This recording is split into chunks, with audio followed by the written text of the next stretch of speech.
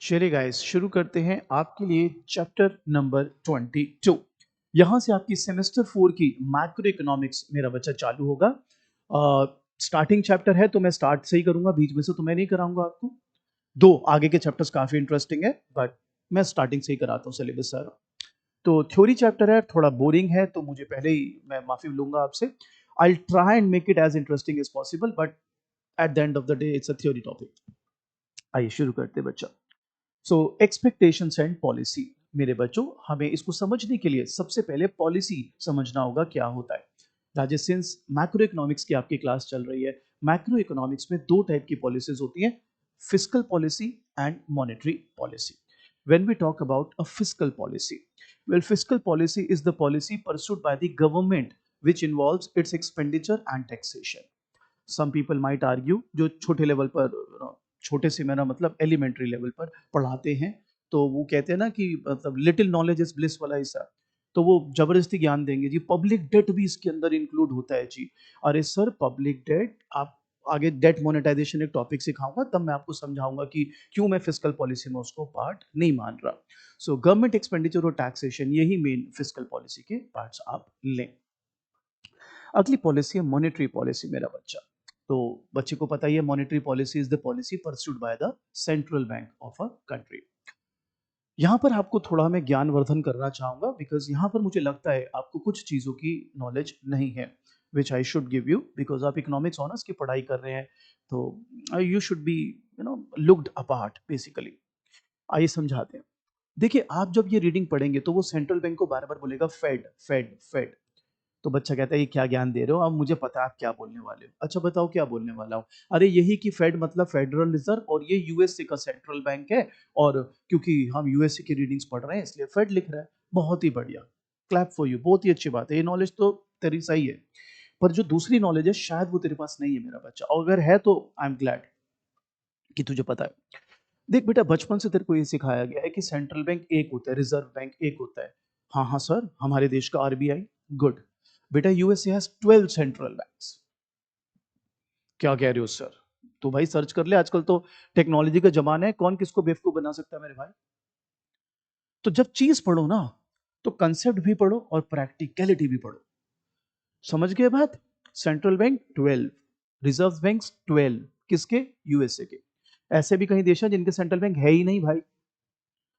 तो ये मत वो रट्टा लगा लो कि एक ही सेंट्रल बैंक होता है जी। आपके आए होंगे 100 नंबर, आपने क्या होगा इंडिया टॉप।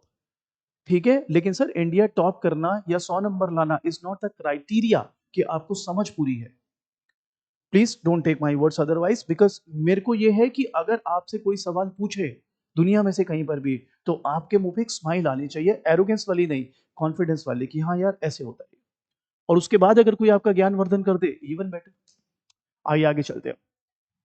अब हम बात करते हैं, चाहे फिस्कल पॉलिसी हो चाहे मॉनेटरी पॉलिसी, बेसिकली कोई भी मैक्रो इकोनॉमिक पॉलिसी, तो उसकी नेचर क्या है मेरा बच्चा? ये अनसर्टेन है। बच्चा कहता है अनसर्टेन। जी अनसर्टेन है। मतलब अगर गवर्नमेंट कोई पॉलिसी लगा रही है तो वो 100% श्योरिटी के साथ नहीं कह सकती कि इफेक्ट यही आएगा, या जो वो डिजायर्ड इफेक्ट चाह रहे हैं वैसा 100% आ ही जाएगा।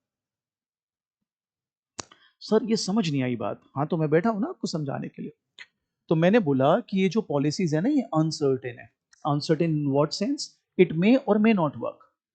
कर भी सकती है, मैं ये नहीं कह रहा कर ही नहीं सकती, लेकिन 100% करेगी, that I am bit suspicious about. It may work और it may not work. Sir ऐसा क्यों, ये भी बताओ। बिल्कुल, एक तो करंट फैक्टर्स और एक फ्यूचर फैक्टर्स, एक्सपेक्टेशंस। तो अब तक हमने क्या सीखा? दो टाइप की पॉलिसी है, फिस्कल पॉलिसी और मॉनेटरी पॉलिसी, राइट राइट। चाहे फिस्कल हो चाहे मॉनेटरी पॉलिसी हो, basically any macro economic policy वो अनसर्टेन है बाय नेचर। वो काम कर भी सकती है जैसा आप चाह रहे हो, रिजल्ट दे भी सकती है, और चाहो तो नहीं भी, मतलब हो सके तो नहीं भी मिल सकता। ऐसा जरूरी नहीं है जो आप चाह रहे हो वो मिल ही जाएगा। क्यों? क्योंकि दो चीजों पे डिपेंड कर रही है, करंट फैक्टर्स और फ्यूचर फैक्टर्स। बच्चा कहता है ना मजा नहीं आया सर, एग्जाम्पल देना पड़ेगा सर, एग्जाम्पल से समझाओ। बिल्कुल समझाते हैं जी। आइए शुरू करते हैं। मैंने यहां पर लिखा है विल इट ऑलवेज वर्क। उससे पहले मैं एक पॉलिसी बनाता हूं आपके लिए। तो expansionary monetary policy, I am hoping आपको मैक्रो का बेसिक आइडिया है। सो मॉनेटरी पॉलिसी लगाने का मतलब क्या है? आपने नॉमिनल मनी सप्लाई बढ़ाई, नॉमिनल मनी सप्लाई बढ़ाओगे तो आरओआई कम हो जाएगा, हाँ। इन्वेस्टमेंट बढ़ जाएगी, हाँ। एडी बढ़ जाएगा, हाँ। इनकम बढ़ जाएगी, हाँ सर बिल्कुल। हमने सेकंड सेम में भी पढ़ा था, थर्ड सेम में भी। अरे सर मैक्रो ये तो बेसिक है सर, सबको पता है। गुड।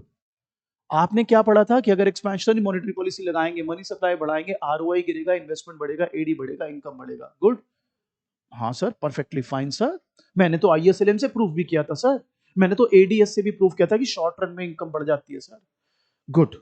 आई एम ग्लैड कि आपको याद है। अब मैं इसको इससे रिलेट कर रहा हूं कि क्या ये हमेशा होगा? सर क्या मतलब? देखो, सपोज आपको लग रहा है कि 2% रेट ऑफ इंटरेस्ट से मैं 4% आउटपुट बढ़ा लूंगा शॉर्ट रन में, या कुछ आउटपुट बढ़ा लूंगा। तो मेरा यहां पर मामला मानना यह है कि जरूरी नहीं है जो तू चाह रहा है वो हो, और ये तो बिल्कुल भी जरूरी नहीं है कि होगा ही होगा। हो सकता है बिल्कुल ही ना हो। सर ये क्या बात कर रहे हो sir? My whole life is a lie, मतलब you can say that sir. Perspective change है सर यहां पर।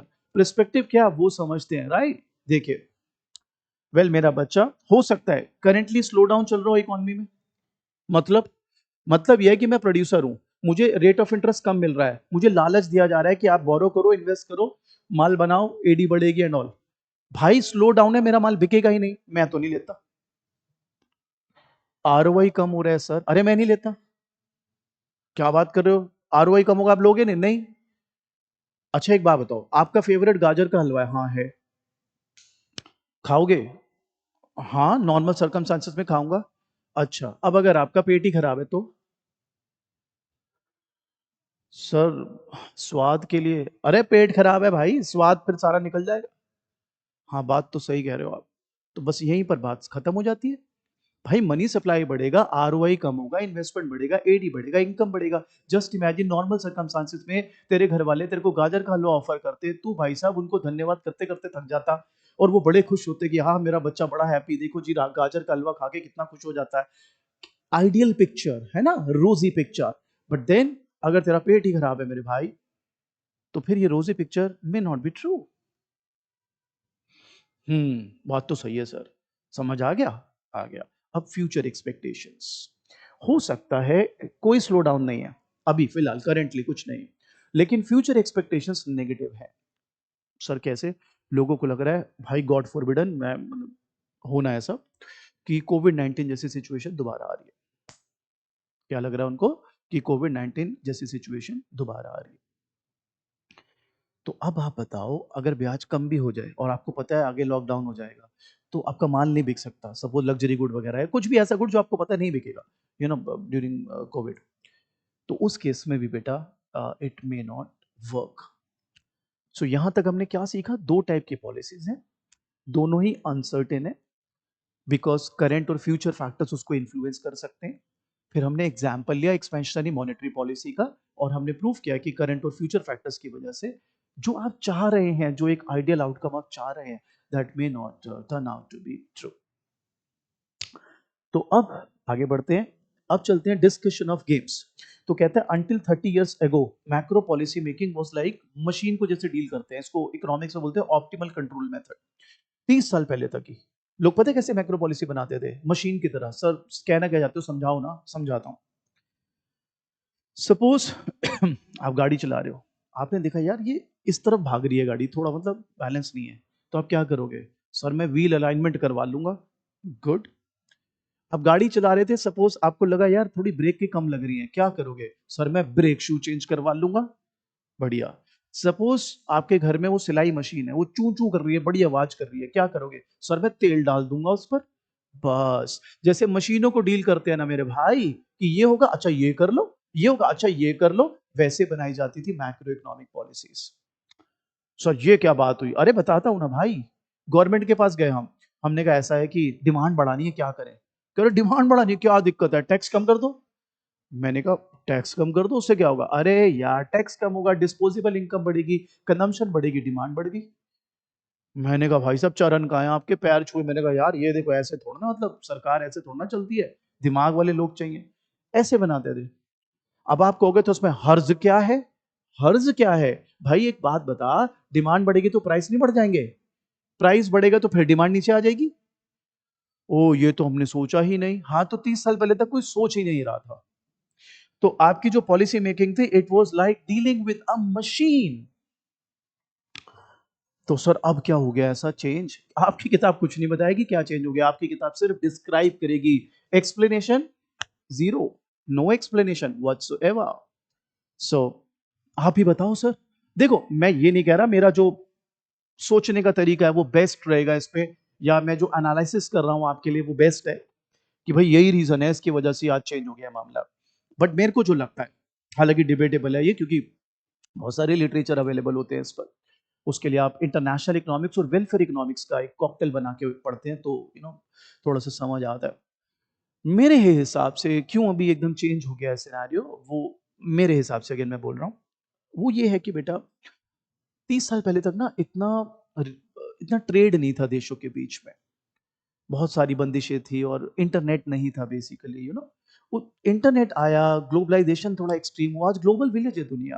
तो इतनी ज्यादा इंटरडिपेंडेंस हो गई है कि एक देश दूसरे देश की पॉलिसी मेकिंग से सीखता है। And then you also know कि पहले कुछ ही फैक्टर्स थे जो आपकी पॉलिसी को इन्फ्लुएंस कर सकते थे। अब तो भाई कितने सारे फैक्टर हैं, बाकी देश में रिसेशन है आप पे भी आ जाएगा। इसको मैं आपको पढ़ाऊंगा आपके सेम फोर में, इसको बोलते हैं beggar thy neighbour policy. Sir ये कैसे, मैं डिटेल में सिखाऊंगा। चल अभी फिर भी तेरे को खुजली हो रही है तो मैं हल्का सा एग्जांपल दे देता हूँ। सपोज यूएसए तुमसे बहुत माल उठाता है, तुम्हारा मेजर एक्सपोर्ट यूएसए को जाता है। हाँ सर, तो अगर यूएसए में स्लो डाउन हुआ तो हमें क्या लेना देना? अरे क्या लेना देना, उस वहां स्लो डाउन होगा, उनके पैसे कम हो जाएंगे, इनकम, वो आपसे कम खरीदेंगे, आपके यहाँ पे भी स्लो डाउन। क्या बात कर रहे हो भाई, सही बात कर रहे हो, सोच के देख ले। इसलिए मेरा बेटा अब मशीन की तरह नहीं देखी जाती मैक्रो इकोनॉमिक पॉलिसी। तो सर कैसे देखी जाती है? अब आपको यहाँ पे वो कह रहा है कि क्योंकि economy is not a machine, it is made up of people. तो हम ये देखते हैं कि कैसे पीपल एक्सपेक्ट करेंगे, कैसे पीपल बिहेव करेंगे, एंड अकॉर्डिंगली हम वो करते हैं, उसमें ट्रीट करते हैं अपनी मैक्रो इकोनॉमिक पॉलिसी को, या अप्लाई करते हैं अपनी मैक्रो इकोनॉमिक पॉलिसी को। अगला टॉपिक है बेटा games of macro economic policies. So या macro policies to be short.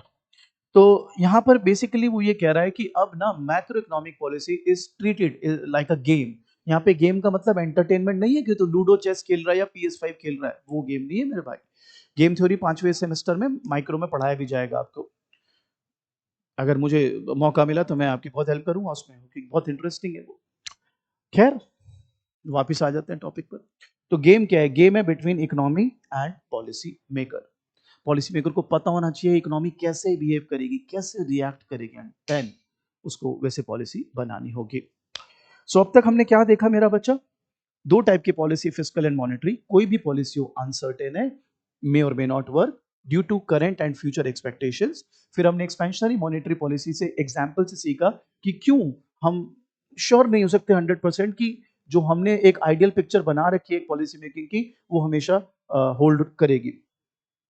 इसके बाद 30 ईयर्स एगो तक मैक्रो इकोनॉमिक पॉलिसी एक मशीन की तरह देखी जा रही थी, अब नहीं, बिकॉज लोगों को ये रियलाइज हो गया, स्पेशली पॉलिसी मेकर्स को ये रियलाइज हो गया that economy is not a machine. Games of macro policies. So game here does not mean entertainment. It is between economy and policy makers. Hostage taking and negotiations. आते हैं अगले topic पर। तो ये काफी बच्चों को मुश्किल लगता है, तो मैं कोशिश करूंगा आपको समझ आ जाए। उससे पहले मैं आपको बता दूं पेपर के लिए पढ़ना कैसे है। मैं दो टाइप के नोट्स आपको दे रहा हूँ, प्रिंटेड पढ़ने हैं प्रिंटेड पढ़िए, जिसमें बैक क्वेश्चंस वगैरह सब कुछ है। अगर आपको लगता है कि यार मैं नोट्स तो पढ़ लेता हूँ, पेपर में आंसर कैसे बनाऊं, क्या लिखूं, तो उसके लिए ये हैंड रिटन नोट्स है, ये पढ़ लीजिए। अब तक जो मैंने अभी सब तक समझाया मैं एक बार हैंड रिटन से पढ़ देता हूं, ये रीडिंग्स ही हैं, तो आपको थोड़ा क्लियर हो जाएगा। Expectations and policy. We must understand that effects of macro policies are uncertain. How a policy works and sometimes whether it works at all depends not only on how it affects current variable but also on how it affects expectations about the future. यहां तक बोला है कि macro policies uncertain है, बिल्कुल reading है ये, as it is मैं बता रहा हूं, उसमें से मैंने बना रखा है। और कहता है कि कोई पर्टिकुलर पॉलिसी काम करेगी ही करेगी, ये जरूरी नहीं है। Until 30 years ago, macroeconomic policy was seen in the same way as the control of a complicated machine. Methods of optimal control developed initially to control and guide rockets were being increasingly used to design macroeconomic policy. कहते हैं 30 साल पहले तक macroeconomic policy was like dealing with a machine. Not anymore.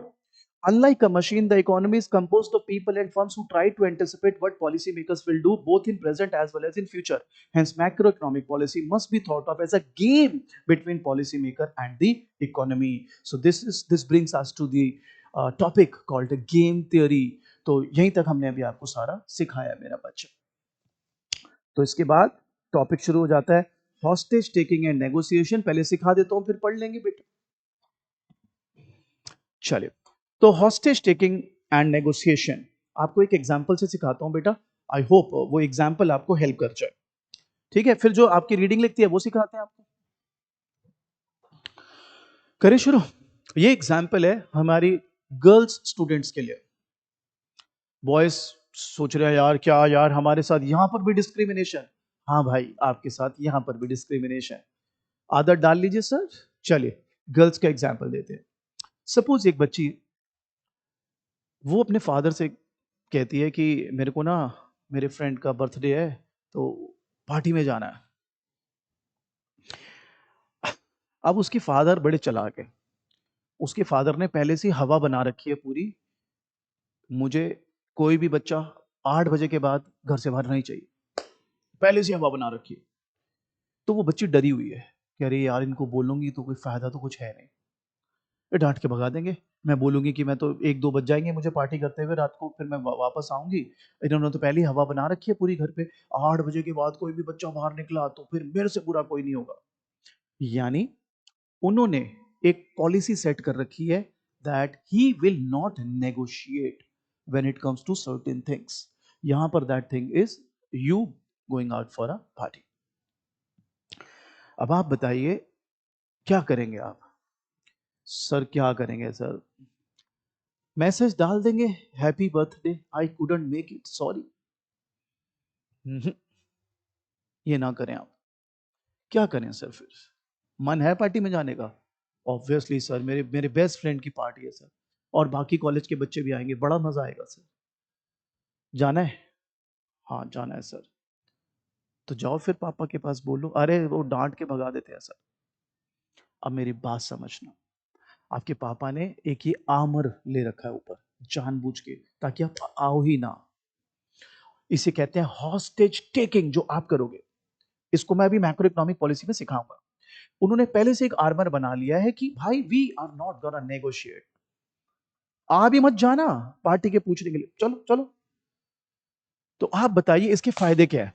पहला फायदा, most of the time you won't go. आप कहोगे भाई नहीं यार कौन घर में कलेश करवाए, छोड़ो। तो वो तो सक्सेसफुल हो गए अपनी बात में, उनको पता है भाई साहब नेगोशिएशन नहीं होगी। अब अगर फिर भी हॉस्टेज टेकिंग हो जाए, आपके फ्रेंड्स ने पुश करा आ जाना यार आ जाना यार, और आपने हिम्मत जताई, पापा पार्टी में जाना है। पागल हो गए हो? बताए ना 8 बजे के बाद नहीं जाते। नहीं पापा मेरे को जाना है। जिद मत करो, डोंट डू दिस। जिद नहीं करनी। नहीं पापा मेरे को जाना है, मैं खाना नहीं खाऊंगी 3 दिन। लो बेटा, फिर तो आ गए पापा इमोशन में, कह रहे नहीं नहीं नहीं जाना, और रोना शुरू कर दिया आपने। Emotional blackmail and all. मैं खाना नहीं खाऊंगी, अरे देखो सब फ्रेंड्स जा रहे हैं, सब जाते हैं, ये वो। Here comes the catch. आपके फादर ने कहा अच्छा ठीक है 10 बजे तक आ जाना वापस। अब आप बताओ नेगोशिएशन हुई कि नहीं हुई? आपने हॉस्टेज टेकिंग करी, आपने बोला नहीं, वो ड्रामेबाजी शुरू कर दी अपनी। हॉस्टेज टेकिंग करी, जैसी हॉस्टेज टेकिंग हुई नेगोशिएशन हो गई। अब नेगोशिएशन से दोनों पार्टी को फायदा है। आपके पापा को पता था ये पार्टी में जाएगी, अगर वो गुस्से वाला मुंह ना बनाते तो आप 2-2 बजे तक आते रात को, एंड वो बेचारे परेशान रहते। उन्होंने पहले से ही समय बंद पूरा सीन बना दिया कि आप 10 बजे तक ही वापस आ जाओ। आपको भी फायदा है। सर मुझे क्या फायदा? अरे भैया नहीं जा रही थी तू, मैसेज डाल रही थी, अब तो 10 बजे तक तो कम से कम मिल गया। स्टोरी तो बहुत अच्छी है, कहना क्या चाहते हो आप समझाता हूं। सबसे पहले गवर्नमेंट को क्या करना चाहिए, चाहे वो फिस्कल पॉलिसी लगाए चाहे मॉनेटरी पॉलिसी। अगेन ज्ञान मत देना सर, मॉनेटरी पॉलिसी तो सेंट्रल बैंक लगाता है। अरे भैया भावना को समझिए, सेंट्रल बैंक काम तो उसी के अंडर कर रहा है। Commit that you won't negotiate, government पहले ही बोले भाड़ में जो हम जो पॉलिसी लगा रहे हैं ना इस पे नेगोशिएशन नहीं करेंगे। सपोज जीएसटी लाए, पहले ही बता दिया कि ये होगा ही होगा। अब कोई भी इंटरेस्ट ग्रुप आ जाए, रिलीजियस ग्रुप आ जाए, कोई पर्टिकुलर माइनॉरिटी ग्रुप आ जाए, कुछ भी नहीं ये हमारे, अरे भाड़ में जा भाई, ये होगा ही होगा, कोई नेगोशिएशन नहीं है इस पर। तो ये गवर्नमेंट की पॉलिसी होनी चाहिए, सबसे पहले कमिट कर दें कि नेगोशिएशन नहीं करेंगे, ये जो हम पॉलिसी ला रहे हैं ये तो एज इट इज हम अप्लाई करेंगे। If hostage taking take place then negotiate, अगर उसके बाद भी हॉस्टेज टेकिंग हो जाए, वो मंदिर मस्जिद गुरुद्वारे वाले आ जाए कि भाई हम पे जीएसटी मत लगाओ यार, ये क्या बात है यार, ये हो रहा है वो हो रहा है, तो फिर नेगोशिएट कर लो। अब आप बताओ, आपको पूरा चेंज नहीं करना पड़ा पॉलिसी, सिर्फ रिलीजियस बेसिस के लिए थोड़ा बहुत चेंज करना पड़ा, है ना चालाकी।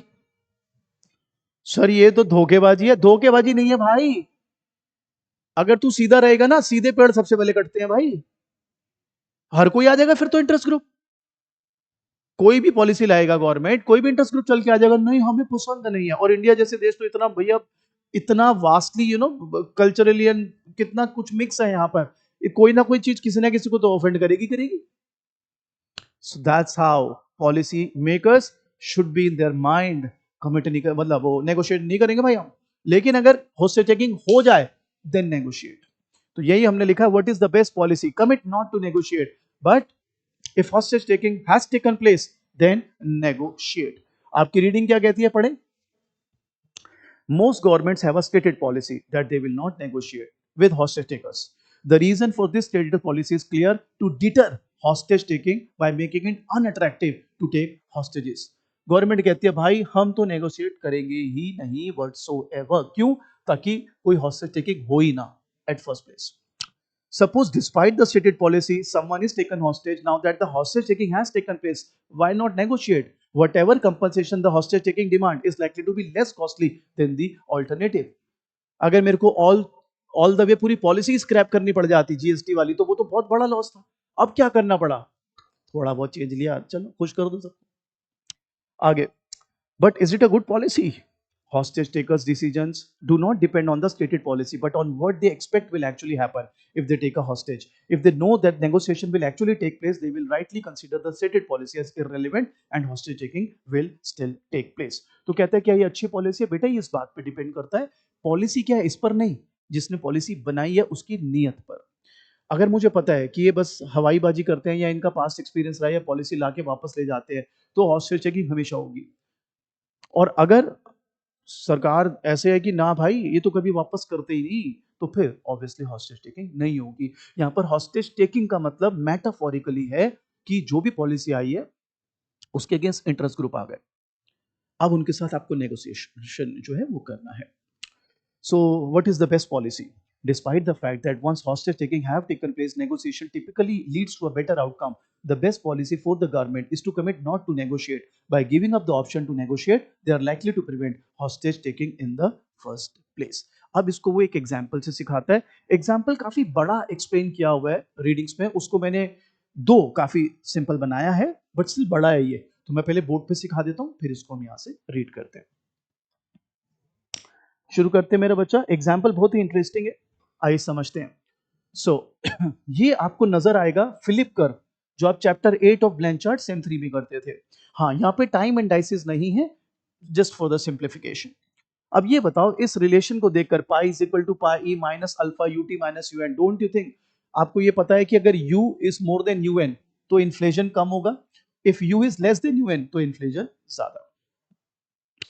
हाँ सर ये तो ऊपर दिख ही रहा है, भाई मैथ्स नहीं कर रहा तू, लॉजिक बता इसका क्या है। सर ये इक्वेशन से पता तो चल रहा है, मैथ्स नहीं कर रहे हम, इकोनॉमिक्स पढ़ रहे हैं, लॉजिक बताओ। सर लॉजिक ये है, हाँ बताओ, कि सर देखो अगर अनएम्प्लॉयमेंट ज्यादा है, हाँ तो वेजेस कम हो जाएंगे, हाँ तो सर वेजेस कम हो जाएंगे, तो ध्यान से समझना सर आप, अनएम्प्लॉयमेंट ज्यादा है यहाँ पर, हम चलो कोई भी ये वाला कर लेते हैं यार, ठीक है ये वाला मान लेना। अनएम्प्लॉयमेंट अगर, भाई मैं खुद ही कंफ्यूज हो गया यार, चलो एक ही ले लेता हूँ। अनएम्प्लॉयमेंट ज्यादा है, ये वाला ठीक है, अनएम्प्लॉयमेंट ज्यादा है तो वेजेस कम हो जाएंगे, हाँ सर वेजेस कम होंगे तो कॉस्ट ऑफ प्रोडक्शन कम हो जाएगा, हाँ तो सर प्राइस भी तो कम हो जाएंगे। मैंने कहा तो सर हो गई ना इन्फ्लेशन कम। लॉजिक के साथ पढ़ेंगे सुख काटेंगे, और ऐसे थ्योरी टॉपिक सर ये सर दर्द बन जाएंगे आपके जब आप पेपर की तैयारी करोगे। आपको होगा बोलना क्या चाह रहा है ये, सच में कुछ भी एक्सप्लेन नहीं करता, सिर्फ डिस्क्राइब करके भाग रहा है। तो आपको समझना पड़ेगा चीजों को जरा डिटेल में। और जब आप मेरे साथ ओपन मॉडल पढ़ोगे तब आपको नया टीचर दिखेगा यहाँ पर। ऐसा समा बनाऊंगा आपको मजा ही आ जाएगा। आप एक्चुअली मैक्रो पॉलिसी को ऐसे होल्ड कर लोगे गर्दन से, क्योंकि ओपन मॉडल ही होता है मैक्रो पॉलिसी। और आपको रियल एग्जांपल दूंगा अपनी लाइफ के। I been to so many countries, आपको हर कंट्री का एग्जांपल दूंगा ओपन मॉडल में। मैं चाहता हूं वहां से स्टार्ट करता, आप फैन हो जाते। लेकिन सर मैं काम के साथ चीटिंग नहीं करता।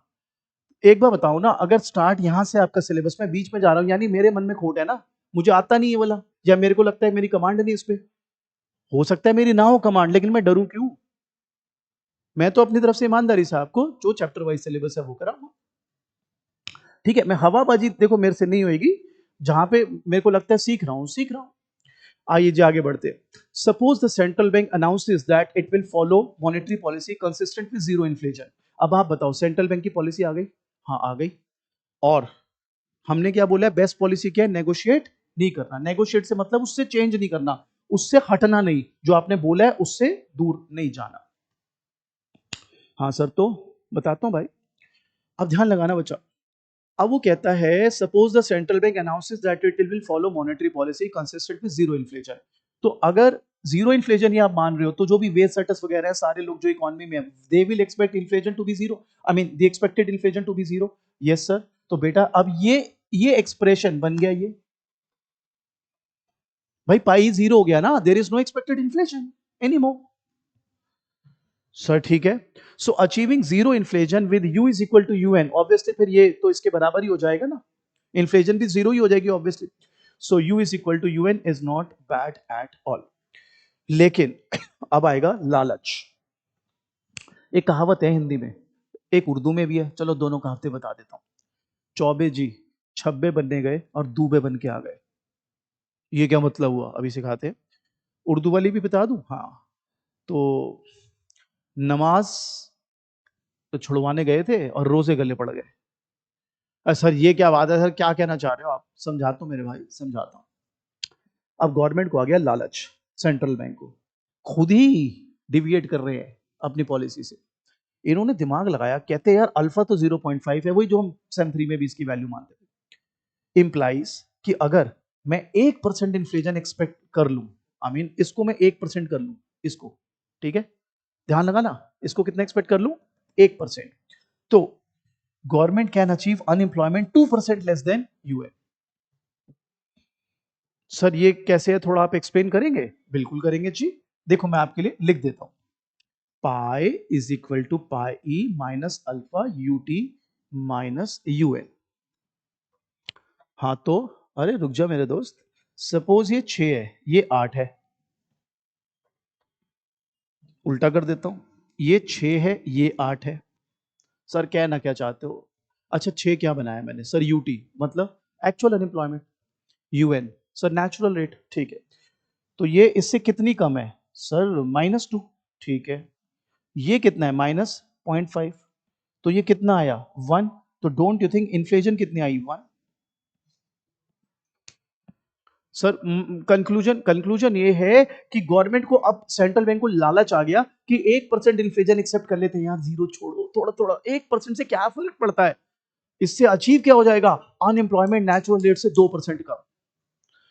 तो सर उससे क्या अचीव हो जाएगा? अरे मेरे भाई, जो पॉलिसी मेकर, जो पॉलिटिशियंस होते हैं ना, वो उनको बड़ा मजा आता है इसमें कि अनएम्प्लॉयमेंट कम हो, लोगों को बताएं देखो हमारे राज में, देखो लोगों के पास कितनी जॉब है, देखो अनएम्प्लॉयमेंट कितनी कम है, अगली बारी आपको पता है ना किसको वोट देना है? हमें। तो ये लालच है सर, ये पॉलिसी मेकर का नहीं, ये उस पॉलिटिशियन का लालच है। तो सर इससे होगा क्या? अरे भाई इससे ये होगा कि जो वेज सेटर्स है ना, वो एक्सपेक्ट करने लग जाएंगे कि आगे भी इन्फ्लेशन क्या रहेगी? 1%। अब अगर वो 1% एक्सपेक्ट कर गए और तूने यहां पे 1 लगाया, तो फिर बेटा तेरी जो इन्फ्लेशन है वो हो जाएगी 2%। यानी अब अगर तुझे अनएम्प्लॉयमेंट रेट 2% कम करनी है नेचुरल रेट से, तो तेरे को इन्फ्लेशन 1% के बजाय कितने परसेंट होगी? 2%। सारी पॉलिसी की ऐसी की तैसी हो गई है।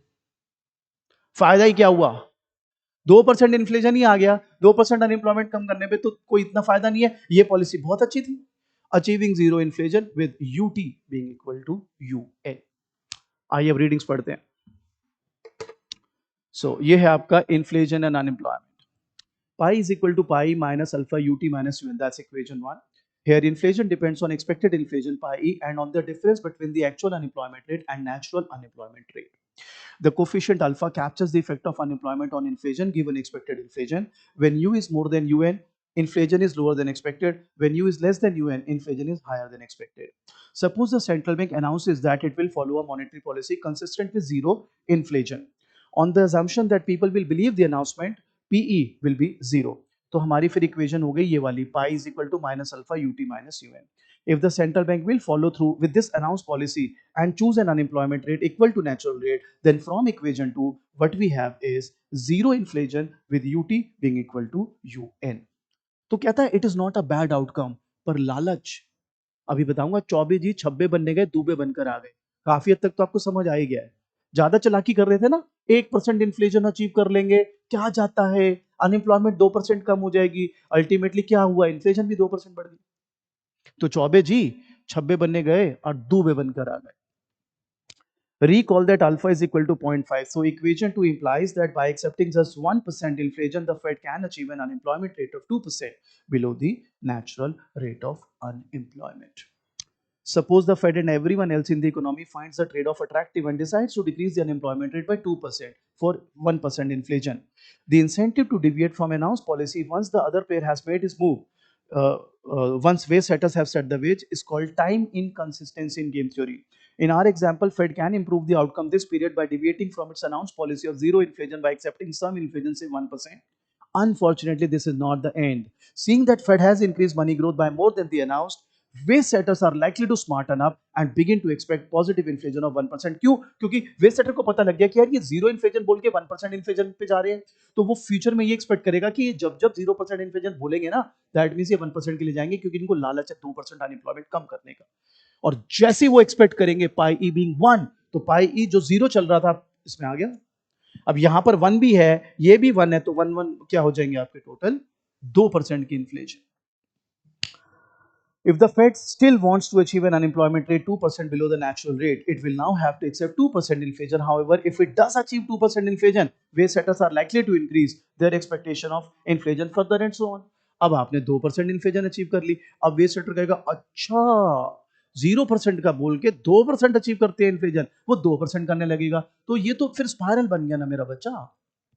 So the eventual outcome is likely to be high inflation because wage setters understand the Fed motive. Expected inflation catches up with actual inflation, and the Fed will eventually be unsuccessful in its attempt to achieve an unemployment rate below the natural rate. In short, any attempt will make things worse. उसके बाद थोड़ा बहुत वही theory explain किया है. तो बच्चा कहता है इसको फिर हम कैसे दूर करें. देखो भैया, विश्वास जीतना पड़ेगा, क्रेडिबिलिटी होनी चाहिए, इंटेग्रिटी होनी चाहिए. तो उसके लिए 3 चीजें जो आप कर सकते हैं. अगर आप वो 3 चीजें प्रॉपरली अप्लाई करेंगे तो सेंट्रल बैंक की पॉलिसी और सेंट्रल बैंक पर क्रेडिबिलिटी बढ़ जाएगी. ऐसा नहीं होगा कि ये जीरो बोलेंगे तो हमें विश्वास नहीं है, ये 1 2 के लिए जाएंगे. हमें वाकई में लगना चाहिए ये जीरो बोल रहे हैं तो ये जीरो करेंगे. तो क्या तरीके हैं जिससे हम वो क्रेडिबिलिटी एस्टैब्लिश कर सके, वो विश्वास जीत सके कि हाँ जो पॉलिसी मेकर है, वो स्पेशली सेंट्रल बैंक की पॉलिसी की बात हो रही है, वो अपनी गिवन स्टेटेड पॉलिसी से आगे पीछे नहीं जाएगा. तो पहला तरीका जो मेरा बच्चा इन्होंने हमको बताया वो है सेंट्रल बैंक को इंडिपेंडेंट कर दो. सर मतलब पॉलिसी मेकर को से पावर छीन लो कि भाई कि तू अपनी टांग अड़ाएगा, क्योंकि आपको पता है ना अनएम्प्लॉयमेंट कम करने का सबसे ज्यादा लालच किसको है, ये पॉलिटिशियंस को.